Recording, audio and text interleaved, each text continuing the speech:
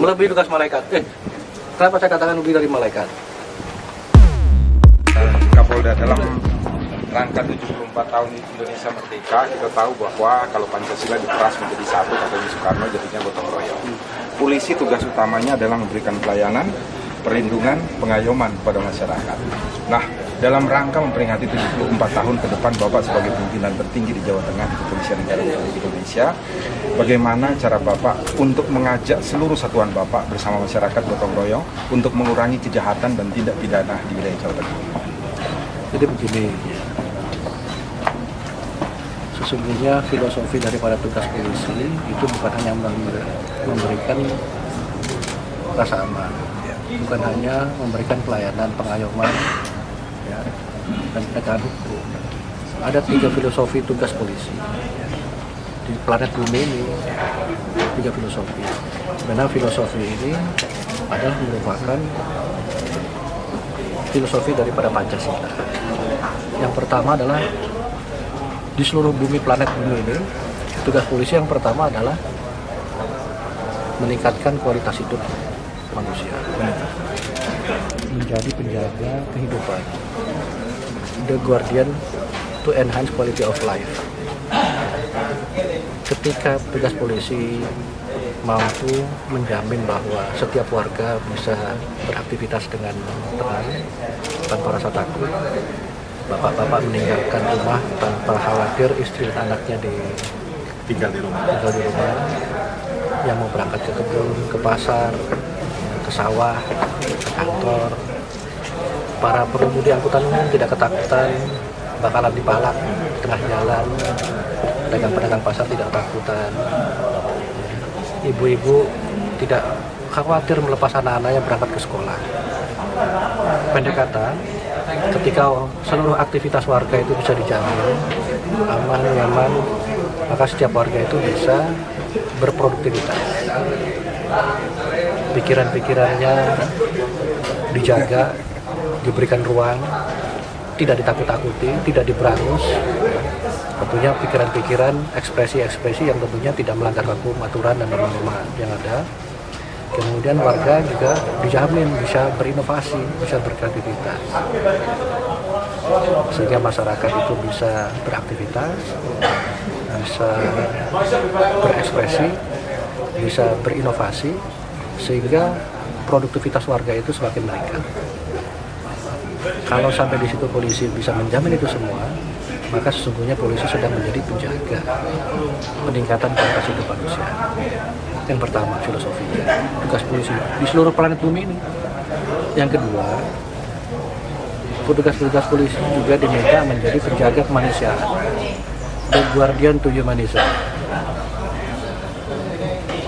Ketika petugas polisi mampu mengajak dan meyakinkan warga bahwa manusia harus menghormati manusia, manusia menjaga manusia yang satu yang lainnya, saling menjaga, saling mengayomi, saling memperkuat, saling menghidupi. Tadi kata-kata tadi, perasaan Pancasila tadi, gotong royong. Kalau polisi mampu menciptakan, mewujudkan itu semua, mengajak dengan fungsi preemptif, indirect preventif tadi, maka sesungguhnya polisi sedang menjadi penjaga manusia yang lain. The guardian to humanism. Yang kedua. Yang ketiga adalah polisi menjadi penjaga tetap lestarinya umat manusia di planet bumi ini. Menjaga supaya peradaban manusia tetap ada di bumi ini. Bagaimana caranya? Jika seorang petugas polisi, organisasi polisi ini mampu mengajak warga untuk taat atas berbagai aturan yang ada, baik aturan dalam sistem nasional, sistem kesukubangsaan, atau sistem adab-adab yang berlaku di tempat-tempat umum, ya. Mengajak, meyakinkan bahwa aturan itu memang perlu diikuti oleh masyarakat. Masyarakat sadar bahwa aturan itu memang untuk menjaga dirinya, untuk menjaga keluarganya, menjaga kelompoknya, menjaga komunitasnya, menjaga masyarakat kita semuanya. Masyarakat mau menerima aturan itu, sehingga akhirnya masyarakat menjadi patuh karena dia sadar aturan itu diperlukan, aturan itu harus diikuti, harus dipatuhi. Nah, jika seluruh masyarakat sudah patuh atas berbagai aturan, ya, karena sesungguhnya polisi sedang menjaga tetap lestarinya peradaban umat manusia. Kenapa saya katakan begitu? Beradab, memiliki adab itu aturan. Manusia itu sesungguhnya adalah makhluk yang selalu mengikuti aturan, adab. Bisa dibayangkan kalau kita ini semua manusia tidak ikut aturan. Artinya aturan terjadi anomi, nggak ada aturan. Yang terjadi seperti di hutan belantara itu, yang kuat yang menang, yang berkuasa itu yang menguasai semuanya. Manusia memakan manusia, manusia menindas manusia yang lain. Harimau memakan kuda, kambing, dan sebagainya yang lemah-lemah itu. Hilanglah peradaban umat manusia, jadi belantara. Nah, kalau polisi tidak melakukan tugasnya, akan terjadi belantara seperti itu. Oleh karena itu, ketika petugas polisi mampu mengenalkan, mampu meyakini, mampu memahami, dan akhirnya masyarakat mematuhi aturan, sesungguhnya petugas polisi sedang menjaga bahwa umat manusia supaya tetap lestari ke depan. Tetap ada peradaban umat manusia. Gitu. Jadi yang saya katakan tadi dari 3 filosofi tugas polisi tadi, ya, itulah tugas hakiki daripada tugas polisi. Dan jika petugas polisi mau bekerja dengan ikhlas, dengan ketulusan, dengan kesungguhan menjalani tugas-tugas hari, tugas-tugas polisi melebihi tugas-tugas malaikat. Kemanusiaan yang adil dan beradab, istilah kedua. Melebihi tugas malaikat. Kenapa saya katakan lebih dari malaikat? Malaikat tidak berikan rasa dan tantangan oleh Allah. Gado aja gitu. Nggak perlu sego pecel. Ya benar. Malaikat tidak tahu ruang dan waktu.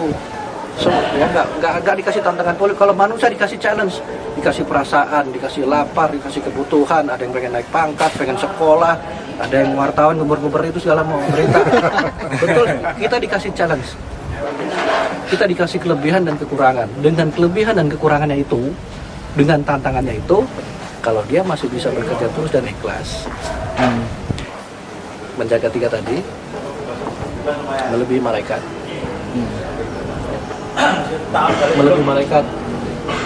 Malaikat, jin, setan suruh tunduk sama Allah kepada manusia. Kalau manusia bekerja dengan tulus ikhlas tadi.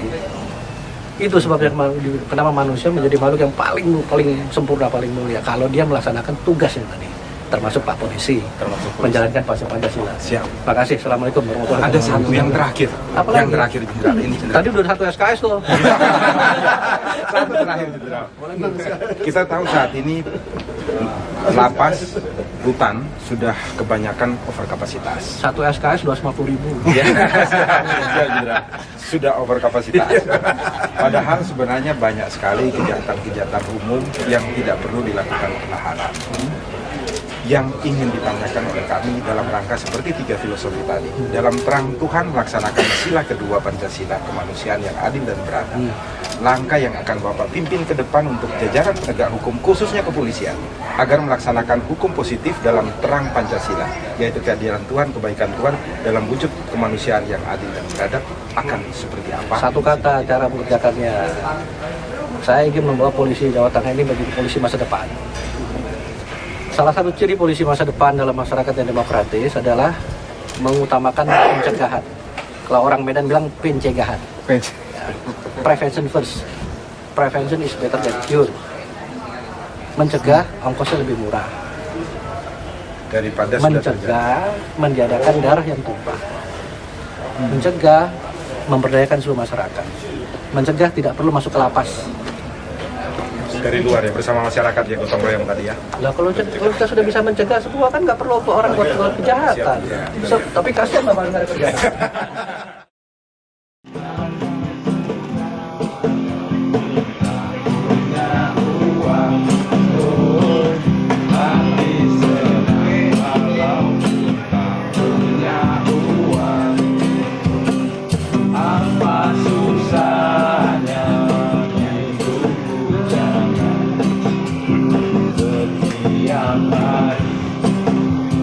Hanya bernyanyi tak pernah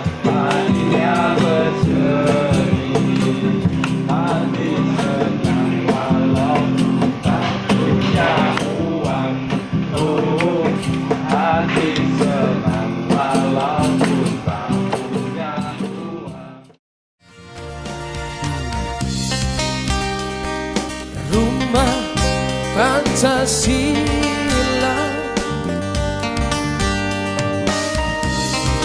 lambang kedamaian negeri kita.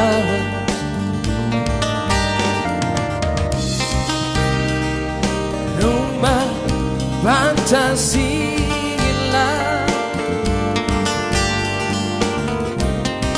lambang keadilan hukum kita.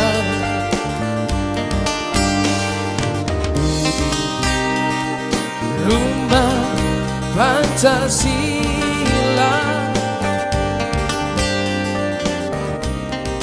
lambang persatuan bangsa kita.